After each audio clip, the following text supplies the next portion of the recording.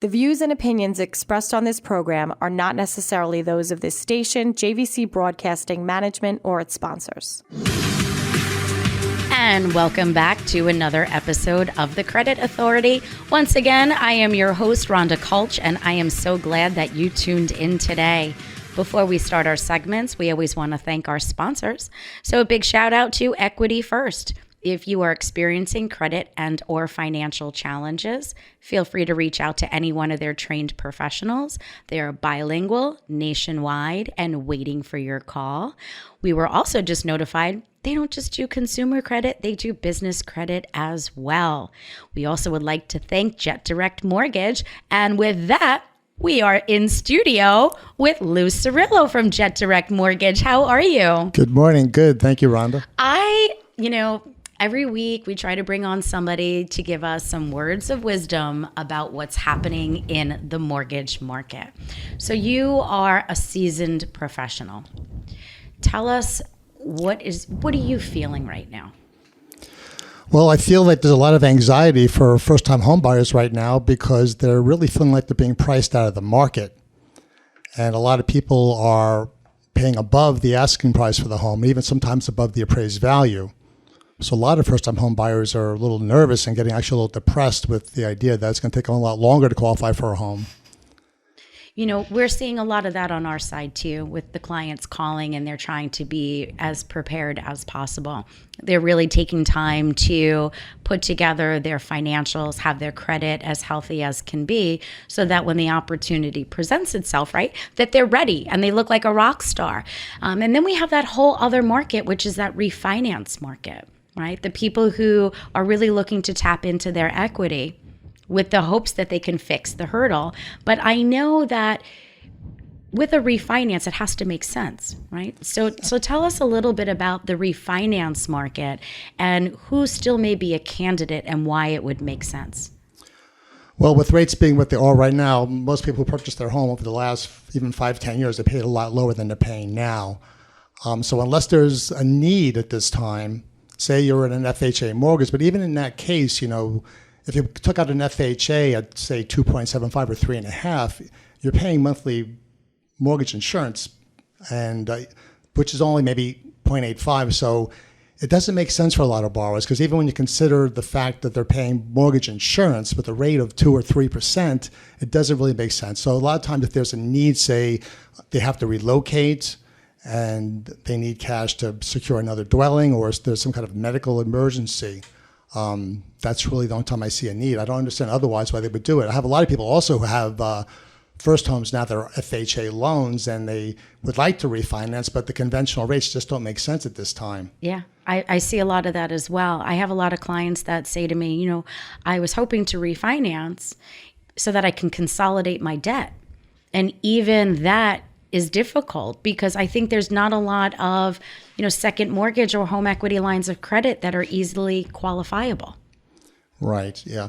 And my concern really is for the first-time home buyer at this time. And honestly, I think the general public needs to be educated, because a lot of my first-time home buyers are using the FHA program. Mm-hmm.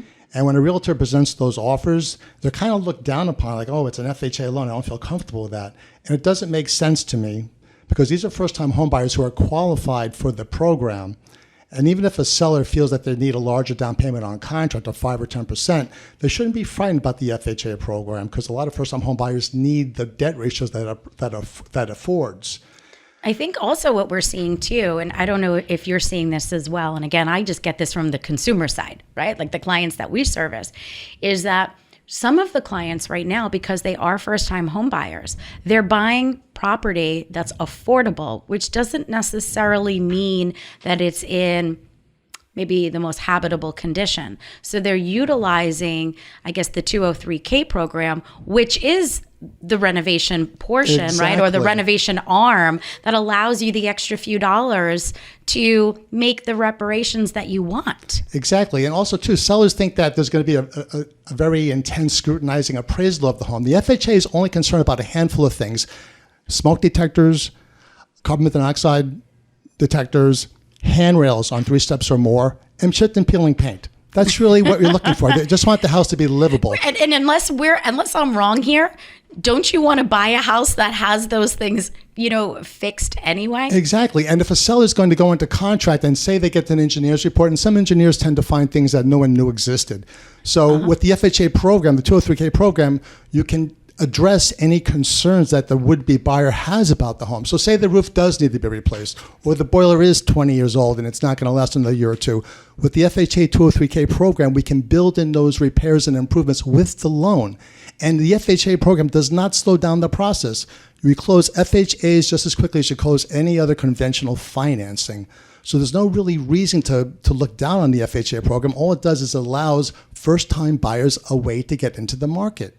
And, we say a lot with the first-time home buyers, but there's a lot of people that are buying and they're using FHA because, believe it or not, either they don't have enough down payment from selling one property to the other, right? Or they're using it because they may have some credit challenges because FHA is a little bit more forgiving than conventional. It certainly is. And when you consider the fact that the government is insuring the FHA mortgages with not perfect credit, you are actually going to get a better deal going FHA with the mortgage insurance required than you would be on conventional financing. So let's flip the topic a little bit. So we know FHA is great, first-time home buyers is great.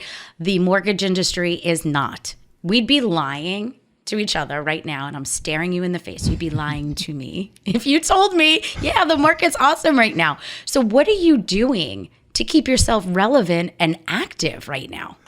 Well, besides with actually doing a loan, I'm an information source, and I've been blessed with helping a lot of families transition to home ownership. And a lot of people, when I first meet them, they may have issues. Say they haven't worked for 2 full years, or they've had a problem with their credit, or they don't have enough cash right now. So we set up a plan. So, okay, you can't buy now, but let's make a 6-month plan. One thing we know, Rhonda, is that time goes by in the blink of an eye. Yeah. So if it takes you 4 to 6 months to put yourself in a position, even if it takes a year, God knows, it was just the 2000. Now we are 2023, and the older you get, the quicker it goes. Trust me. Listen, I'm right there with you. So the whole idea is like right now, if the market's tight and people don't qualify, say don't get nervous. Okay, so if you have to, move back with the family. A lot of people are doing it to save the money to put a sizable down payment together, and you make a plan. And also, too, as you're going forward, the first-time home buyers need to have this one thing in mind before they speak with any lender. Figure out what your housing budget is. What can you afford to comfortably pay for a home? Because people will ask you, well, what do I qualify for? And believe it or not, most people qualify for more than they really want to spend a month. Well, it's a loaded question. It is, and it's so dependent on, especially anyone getting pre-qualified for a loan, and they don't discuss what the property taxes are. They're wasting their time. Obviously, the higher the property taxes, the lower the loan amount is going to be, and vice versa. So when someone has an idea of what they can afford as a monthly payment, they know the area they're going to be in, they can get a ballpark idea of what the property taxes are, and you can work backwards from there. I was going to say it's a reverse engineer. And what I find is that people that are not seasoned like yourself, and you speak like I speak, right? And we talk on the phone offline as well. We're consultants. We're specialists in our space, which is why people choose to work with us. So when you're talking to that client that is looking to be a first-time home buyer, you're not saying you qualify for this, good luck, go out. You're doing what I do, which is let's do a reverse engineer. Have you thought about what your heating bill is going to look like, your electric bill? Are you adding in for your cable, your groceries, and whether or not they want to even make a lifestyle change? Think about how many people over the years that you and I have spoken to that say they're going to have a lifestyle change if they get their house of their dreams, but they don't. And then they're back to either cash out refi, right, to consolidate their debt, or they're coming to me because they're in over their head. Exactly. Yeah, I speak to 2 people who are, they're looking at the payment. Well, I want the payment to be X amount of dollars. Say it's $200 more that they want to spend a month. First of all, think about this. And when you start paying a mortgage, the majority of that payment, principal and interest, is tax deductible. It's mostly interest. So if you're paying $2,500 a month on a principal and interest payment, you're really going to get back about maybe $750 of that back at the end of the year when you file your taxes. And so the payment's like $100 more than you want. How much do you spend getting your coffee every day? What are you willing to compromise to own your home and provide the financial stability and security for your family's future? I've said this, and that's okay. I've said this before to people. When I'm looking through their bank statements, when I'm doing a budget plan, I'll look through their bank statements and I go, wow, you go to the deli a lot, or you go to Starbucks a lot. And they're like, yeah, but they're so nice. I'm like, they're paid to be nice. Exactly. They're not your friend. You weren't invited to their wedding or their child's graduation. They're paid to be nice. You know, they know your name because they write it on the cup, right? You know, what's your name at the order? It's psychological. So I agree with you that there's places that people can cut back. Subscriptions, that's another place they can cut back as well. If you're listening to this. So based on time, final statement, words of wisdom for somebody that's looking right now in the market. I say don't be concerned about the interest rates right now. If you find a home in the neighborhood you want to be in and you can handle the payment right now, I say sacrifice the other things in your life to give yourself the base that you need. Rates don't matter. Folks, rates were in the teens when your grandparents bought homes in the 80s. 16, 17%. Rates have been ridiculously low since forever. So the reality check, look at rates, go Google 1981 mortgage rates. You're going to be astounded.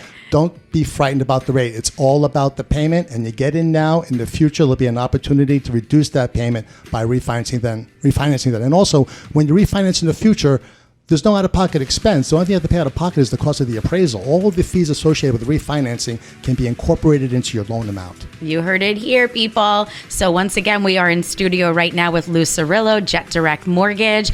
We will post all of his information. So if you are looking to either purchase a home or refinance, Lou's your guy. Until next time, stay tuned. We're bringing on our next guest.